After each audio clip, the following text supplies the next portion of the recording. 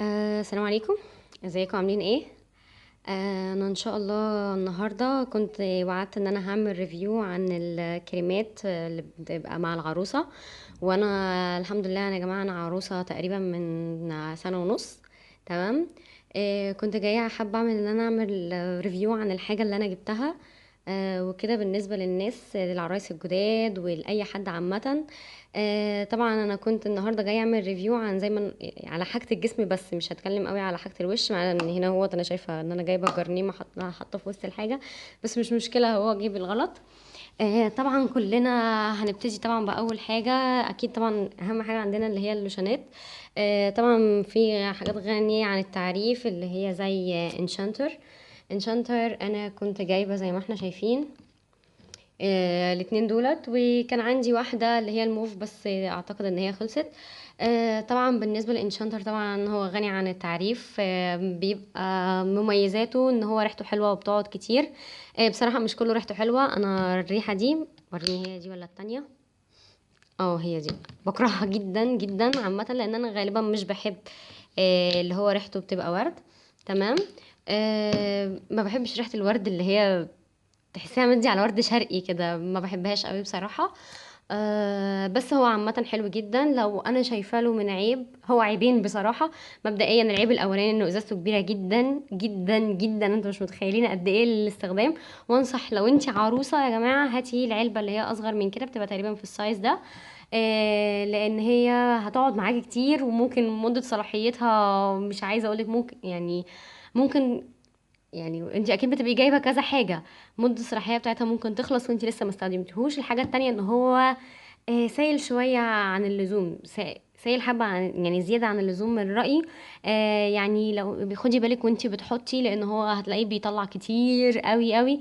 وهتلاقي يعني حبه صغيرين ممكن يكفوا جسمك كله. هو على فكره خفيف وبيتبلع بسرعه.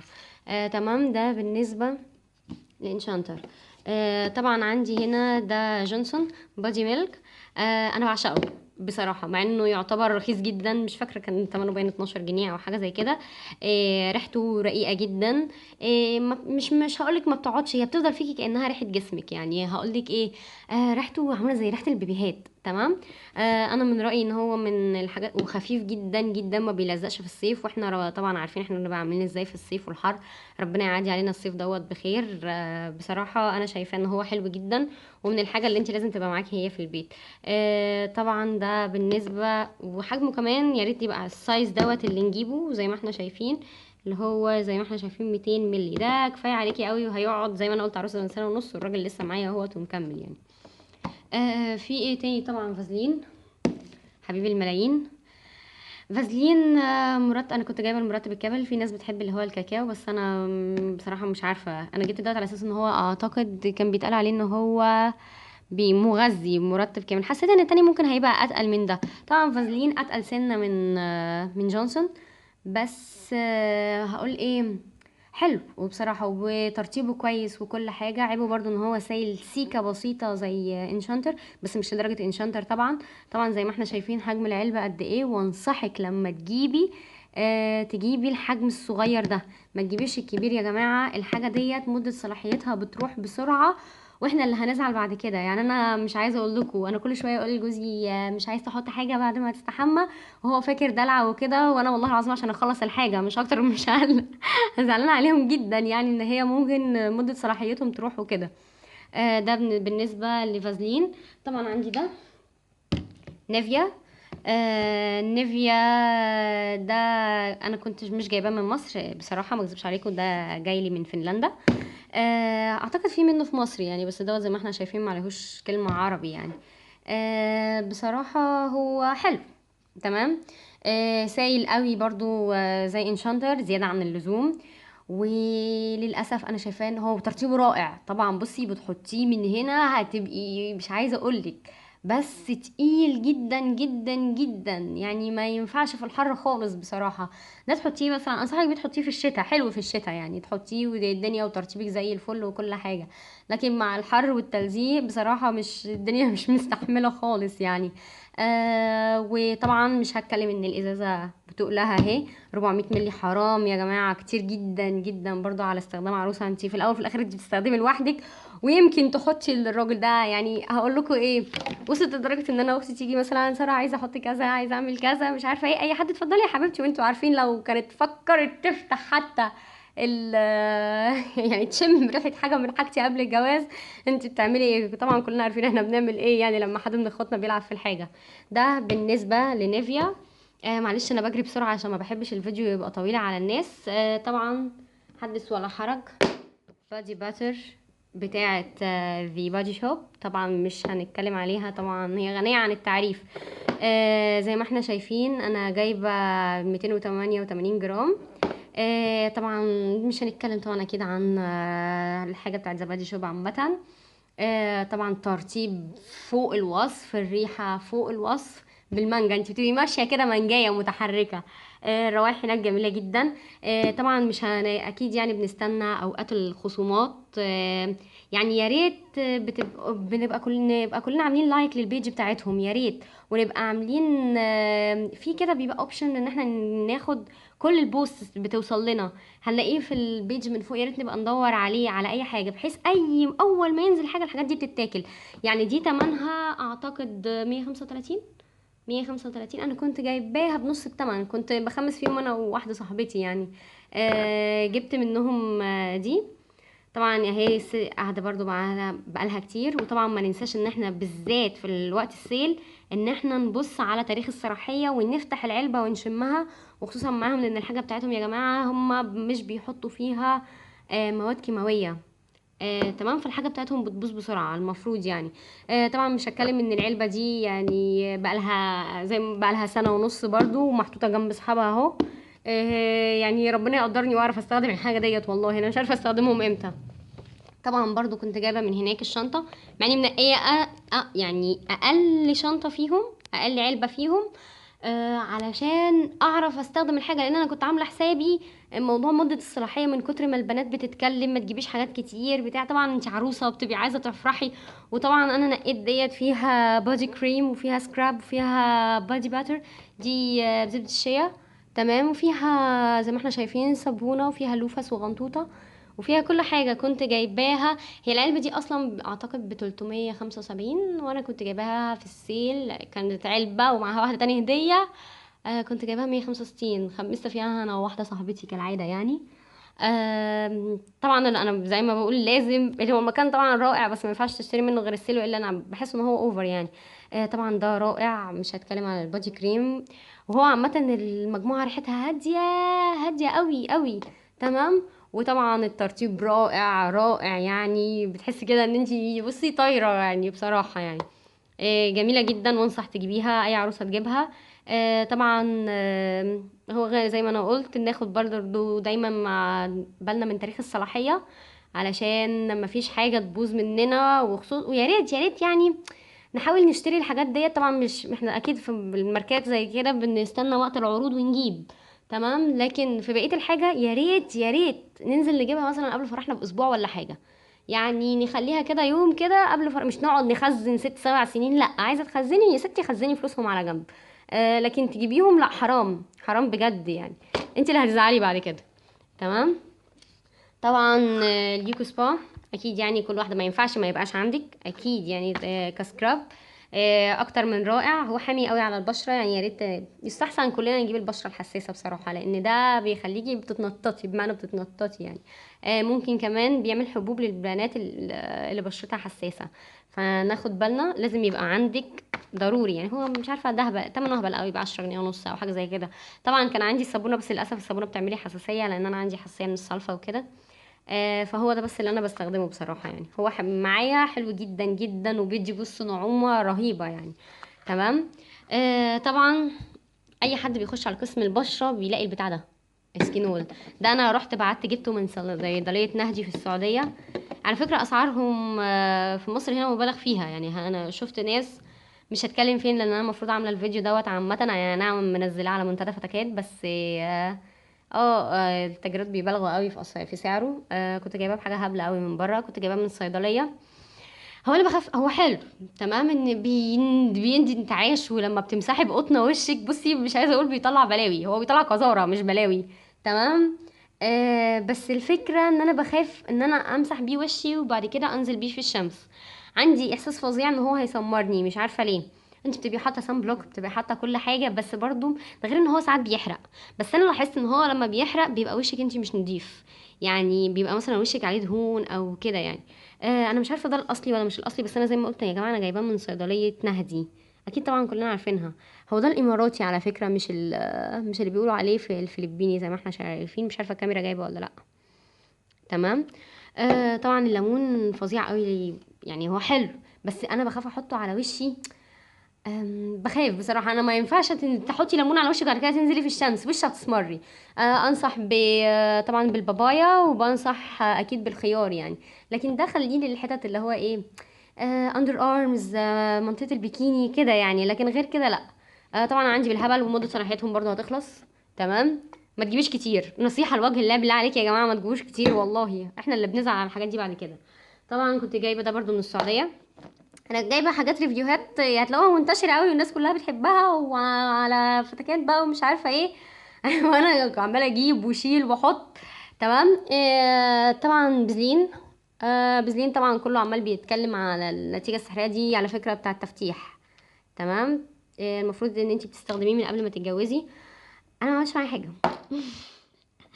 او بصوا عمل، بس البتاع ده عايز استمرار، او عايز تجيب المجموعه الكامله، هو ليه صابونه وليه كذا حاجه تاني معاه. انا جبت ده من السعوديه. هو بصوا فتح سيكا بصراحه، علشان ما ادالوش، بس بصراحه ما كنتش متخيله النتيجه دي، كنت متخيله النتيجه اعلى من كده بصراحه يعني. فلو عايزه تجيبيه نصيحه تجيبي المجموعه بالكامله، بس هي بصراحه اوفر برايس يعني، انا شايفاها غاليه. البتاع ده كنت جايباه مش عارفه ب 175 جنيه باين، ولا مش عارفه ايه. مشكلته انه انت تقولي 175 جنيه، ايه المشكله؟ مش غالي او كده يعني، بس الفكره انه 50 مللي. 50 مللي ده اللي هو لحستين يعني يا جماعه. تمام. ده بالنسبه للبزلين. طبعا نيفيا سوفت.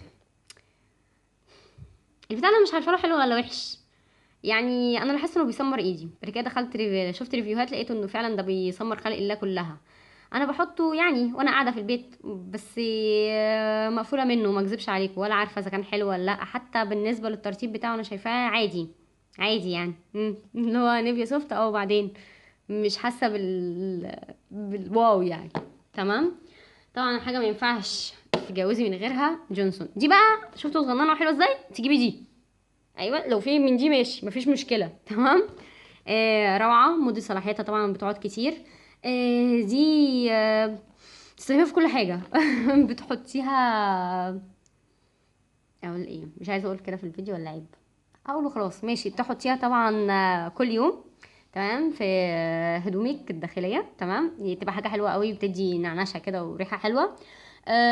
طبعا في ناس بتستخدمها بتفتح بيها الاندر ارمز، بس دي عايز واحده رايقه وقاعده في البيت بصراحه يعني، لان انت لما بتحطيها لوحدها انا بحسش من غير ما تحطي ديودرانت معاها او سبراي، بحس ان هو يعني مش كده يعني. آه تمام. مش بتعمل تأثير او ما بتمنعش الريحة يعني. طبعا بنحطيها لو انت بتستخدمي الواكس او سويت. طبعا بتستخدميها، بصي بتستخدميها في كل حاجة. طبعا في وصفة كمان علشان تتغلبي الحر قبل ما تلبسي، بتحطيها على قفاكي، بتحطيها في وسط شعرك. انا دي شفتها على المنتدى فتكات. الوصفة دي اكتر من روعة. انا كنت في الاول خايفة على شعري يعني، ما اكذبش عليكم كنت خايفة قوي. بعد كده انا بقيت بحطها ورا وداني وعلى قفايا وفي وسط راسي كده اهوت، واقلب واقوم لابسه الاشارب. كفايه اول ما بتروحي البيت وتقومي خلعه كده الاشارب، اللي هو ايه، الله رهيبه بصراحه، اختراع. ربنا يبارك للبنت اللي كانت عامله الموضوع ده بصراحه يعني. جلايسوليت. طبعا مش عايزه اقول البتاع ده عامل ازاي يعني. تقيل تقل يا جدعان، مش ممكن طبعا ما يستخدمش على الايد الا لما تكوني مثلا شايله الشقه كلها ولا حاجه وايدك حالتها كرب ومخشنه وكده. وطبعا على رجلك قبل ما تتجوزي بشهرين، يا ريت يا ريت. وممكن تتجوزي بيه عامه. هو العلبه دي انتوا مش متخيلين بتقعد قد ايه. وتقيل تقل، انت يا دوب بتاخدي لحسه يعني، بتاخدي حته كده. هو تقيل جدا جدا. بس بصراحة حلو جدا يعني. ده من الآخر، ده لما تكوني مقشفة أو حالتك كرب وشبه ست من سكر العبيطة، حطي من دوت بقى، ورجلك بصي تخبط تعور اي حد تلمسه. يا تحطي من دوت يا دوب اسبوع 10 ايام بالكتير قبل ما تنامي، وتلبسي عليه شراب ومع حجر كده هوت وانتي بتستحمي. شكرا، هتبقي انجلينا جولي. تمام، زي الفل. ده بالنسبه لده. طبعا زيت جونسون للاطفال، البتاع ده بوبيلار قوي عند في المنتدى على فكره.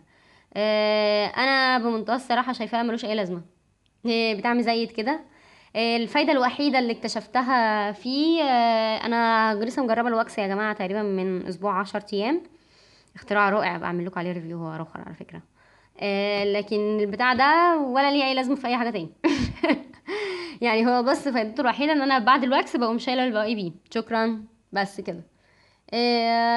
غير كده بصراحه انا حاولت ان انا اعمل ترطيب بحيث انه مزيت والبشره ما بتبلعوش. ما بحبوش خالص بصراحه يعني. ده صابون ركسونا، مش عارفه ايه اللي جايباه معايا، بس ده كنت جايباه جاي من فنلندا برضه. البتاعه دي ريحتها اقسم بالله شبه صابون يعني، صابون ست ابوها، مش ممكن، ريحته زباله جدا. المفروض انه بينضف، انا بستخدمه كتنظيف يعني ولا كانه ديتول. هو ايه اللي جابه هنا اساسا بصراحه؟ ده خليه على جنب. طبعا كلنا بنتكلم، دي بقى اختراع. دي حبيبتي حبيبتي، اللي بيجرب دي مره يا جماعه ما بيسيبهاش والله. طبعا دي ستيك ديودرانت. هقول ايه بس، انا كنت بعاني من السبراي. طبعا معروف ان معظم السبراي بيغمق. معظم السبراي في مصر هنا ريحته وحشه. معظم السبراي ما بيديش الريحه اللي هي دي. رائعه بجد بجد، رائعه، خصوصا الريحه دي غريبه يعني. بص انا بعشقها بجد بجد بعشقها. اللي بيجرب بها طبعا ايه، انا ما بحبش الرول، بحس انه بيعمل ميه. السبراي بيخنقني، انا غالبا بنشن غلط اصلا. وبحس ان هو بيسود. تمام. لكن الستيك ديودرانت بصراحه انا شايفاها اكتر من روعه. ما بتسمرش، الريحه بتقعد كتير جدا جدا جدا. مفيش عرق. بجد بجد يا جماعه، اختراع اختراع، انصح بيها اي حد. طبعا احنا شايفين ان الحاجه اللي انا جايباها مش كتير. ها طبعا، وانا والله من مكاني هذا يا جماعه يا عروسه، امانه عليكي حاولي تجيبي نص اللي انا جايباه. طبعا انا كل ده وده يعني متجوزه وانا زعلانه ان انا مش جايبه حاجه. وعلى فكره ده في حاجات كمان، يعني هقولك ايه، في حاجات خلصت معايا. لا مش خلصت، كان في ايه يا جماعه، كان في شويه حاجات كده بس خفيف الحمد لله. كنت جايبه منها علب صغيره يعني، في حاجات انا جايبه منها 2. انا كنت جايبه من ده 2. كنت طبعا انا عندي الاسكلرون ده، كان عندي ازايز، كنت جايبه كميه طبعا بما انك بتجيبي من بره مصر فبتجيبي كميه. في حاجات اكيد غيرتها، بس هقول لكم ايه، يعني مش غيرتها كمان، انا متجوزه بزياده بيها بزياده. طبعا ما عرفتش اخلص الحاجه. يعني انا بصراحه لو انا عروسه مش هكذب عليكم، هجيب 2 من دي الصغنطوطه اللي هي بتبقى قد كده، لو في قد كده هاتي. تمام. هجيب البادي باتر. البادي باتر هجيب مقاس الاصغر من كده اللي هو زي ده. تمام، وريني كده، ده السكراب ولا البادي باتر؟ لا دي البادي باتر. شايفين حجمها صغيره 50 مللي، انا مش عايزاكي تجيبي اكتر من دي بجد. لو في 100 مللي يعني، لو هتجيبي هاتي نوع واحد بس من الكبيره. يعني لو تعرفي تجيبي من دي الصغير كتير هاتي، بس انا مش عارفه اذا كان المقاس ده بينزل بره العلبه ولا لا. تمام. الاسكينول شكرا ازازتين وشكرا، ده انتي شكرا قوي كمان. الا لو انتي مثلا ايه لقيتي مده صلاحيتهم 3 سنين ولا حاجه، ماشي هاتي. هاتي ايه تاني من دي المقاس ده، ما تجيبيش اكتر من كده. وهاتي ده كده، وطبعا ده، وجلايسوليد لو في اصغر من كده هاتيه. بعد كده ما تجيبيش حاجه، بجد ما تجيبيش حاجه يا جماعه. عايزه تكتري هاتي مقاسات صغيره، انت اللي هتزعلي والله. انت بتلاقي نفسك ان انت جبتي حاجات كتير جدا ما استخدمتيش منهم حاجه. وعلى فكره انا ملزقه واليوم كله بحطه، ويمكن بحط مرتين 3 في اليوم والحاجه ما بتخلصش. طبعا انا هقعد هاتف وهتي اسمها ايه، هقعد اهتف ونادي واتكلم وبتاع وبرضه هتجيبي. بس والله والله يا جماعه ربنا يحاسبنا على الفلوس دي. غير الفلوس يعني انت قلبك بيتحرق لما الحاجه تترمي. هاتي كتير، ما قلتلكيش ما تجيبيش، بس هاتي مع حاجات صغنطوطه. طبعا الحاجات ديت كمان بالنسبه للي بتشتغل، لو انت هتشتغلي بعد الجواز يعني لو ناويه تجيبي حاجه هاتي نصها. لان انت طبعا لو انت قاعده في البيت فاضيه بتاع قاعده ما بتعمليش حاجه، فقاعده بتتعي قدام المرايه. لكن لو انت بتشتغلي ابقي قابليني، اخرك هتحطي قبل ما تنامي، وممكن تحطي الصبح الا من رحم ربي طبعا يعني. يعني انت مش هتلاقي وقت، يا دوب يا دوب ممكن تعملي فطار.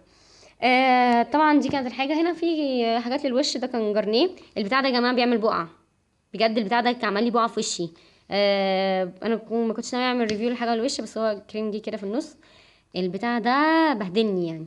تمام. وده بخاف احط منه طبعا، بما ان صاحبه بيعمل لي بقع، فانا خفت بصراحه ان انا اكمل الاستخدام فيه. طبعا يبقى احنا كده قلنا ده للرجل حلو قوي، يعني انت مش محتاجه حاجه اصلا معاه. ده كديودرنت، انت مش محتاجه حاجه تاني. وبرده دي هنقول عليها بالنسبه دي، وده كده للبيكيني. تمام. وبالاندر ارمز انت مش محتاجه صدقيني والله اكتر من ده. تمام. افتر واكسنج قلنا ده زي الفل. انتي لوشنات وكده 3، نقي 3. تمام. بس انا انصحك طبعا يكون فيهم حاجه نضيفه وكده يعني. 3، ما تجيبيش يا جماعه اكتر من 3. هتجيبي هاتي العلب الصغيره، ما تجيبيش اكتر من كده. سكراب كده، ما تجيبيش اكتر من كده. الاتنين زي الفل. انت مش عايزه صدقيني اكتر من كده. تفتيح، هاتي المجموعه الكامله بتاع البتاع ده، مش مشكله. تمام. هنا هنلاقي ان كل ده طبعا، على فكره يا جماعه انا عندي جوه يعني في حاجات هنا متدولره كتير عندي جوه. لا لا بجد لا. يا رب اكون افدتكم، ويا رب لو اللي عايز حاجه تانية ان شاء الله هعملها له. انا كنت واعده البنات، بلاش اقول واعده البنات، لان انا ناويه ان شاء الله البتاع ده هيترفع على اليوتيوب، فمش عايزه اتكلم يعني. فشكرا يا جماعه، شكرا.